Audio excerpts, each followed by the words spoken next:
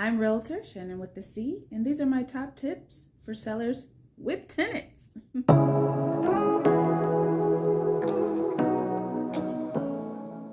So, yesterday I was showing homes to a client of mine who was looking to purchase her first home for herself and her three boys. And the first property we stopped at, unbeknownst to us, had tenants living in it. And not only were these tenants living in it, but it was dark, it was dingy, it was dirty, it was cluttered, and it reeked of cigarette smoke.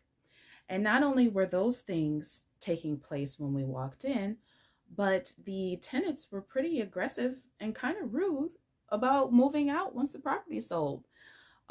So after viewing the place, my client ultimately decided to pass on the property, and it had a lot to do with the fact that there were these rude and aggressive tenants that were on the premises.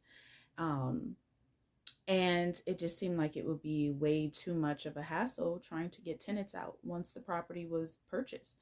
So, if I can make any suggestions at all to sellers who have tenants, is to make sure that those tenants are off the property when it's time for a showing.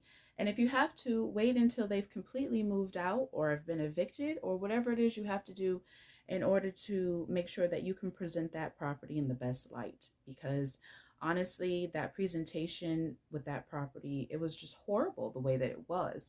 And, even me as a real estate agent, I'm looking at the property with my client's best interest in mind. And, considering the fact that it was going to need some cleaning up and cleaning out of tenants, I wouldn't have suggested that property to her at all. So again, sellers with tenants, definitely have those tenants gone when it's time for a showing. And I'm Realtor Shannon with the C. These are my top tips to help get your property sold.